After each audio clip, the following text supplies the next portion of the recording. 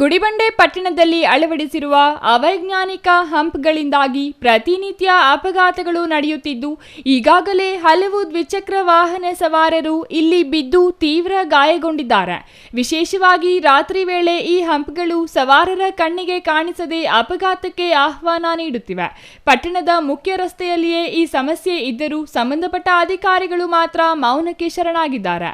ಹಂಪ್ಗಳನ್ನು ವೈಜ್ಞಾನಿಕವಾಗಿ ಅಳವಡಿಸದೇ ಇರುವುದು ಮತ್ತು ಅವುಗಳ ಮೇಲೆ ಸರಿಯಾದ ಬಣ್ಣದ ಪಟ್ಟಿಗಳನ್ನು ಹಾಕದೇ ಇರುವುದು ಇಷ್ಟೆಲ್ಲ ಅವಾಂತರಗಳಿಗೆ ಕಾರಣವಾಗಿದೆ.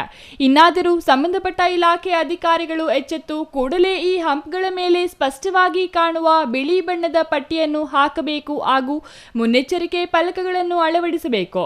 ಇಲ್ಲದಿದ್ದರೆ ಮುಂದಿನ ದಿನಗಳಲ್ಲಿ ದೊಡ್ಡ ಮಟ್ಟದ ಅನಾಹುತಗಳು ಸಂಭವಿಸುವ ಮುನ್ನವೇ ಕ್ರಮ ವಹಿಸಬೇಕೆಂದು ಪಟ್ಟಣದ ನಿವಾಸಿಗಳು ಮತ್ತು ಸಾರ್ವಜನಿಕರು ತೀವ್ರವಾಗಿ ಒತ್ತಾಯಿಸಿದ್ದಾರೆ. ದಿನೇಶ್ ಅಂತೇಳಿ ಇಲ್ಲಿ ಮೇನ್ ರೋಡಲ್ಲಿ ಹಂಪ್ಸ್ಗಳು ಜಾಸ್ತಿ ಇದಾವೆ. ಇಲ್ಲಿ ಅದಕ್ಕೆ ಪೇಂಟ್ ಹೊಡಿಸಿ ಪ್ರಾಣಗಳನ್ನೆಲ್ಲ ಉಳಿಸಿ ಇಲ್ಲೆಲ್ಲ ಒಂದು ಸ್ವಲ್ಪ ಮುಂಜಾಗ್ರತೆ ಕ್ರಮ ವಹಿಸಿ ಸಂಬಂಧಪಟ್ಟ ಅಧಿಕಾರಿಗಳೆಲ್ಲ ಬಂದು ಇದು ಮಾಡಬೇಕಾಗಿ ವಿನಂತಿ ಮಾಡ್ಕೊಳ್ತೀನಿ.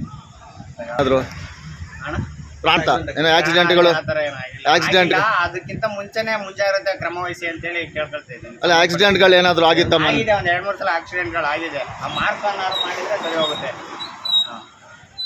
ಅಂದ್ರೆ ಅದು ಹಂಪ್ಗಳು ಕಾಣಿಸೋದು ಯಾರಿಗೂ ಕಾಣಿಸಲ್ಲ, ಹೊಸಬ್ರಿಗೆ ಯಾರಿಗೂ ಗೊತ್ತಾಗಲ್ಲ. ಟಿಪ್ಪರ್ಗಳು ಸುಮ್ಮನೆ ಹೋಗ್ತಾ ಇರ್ತಾರೆ.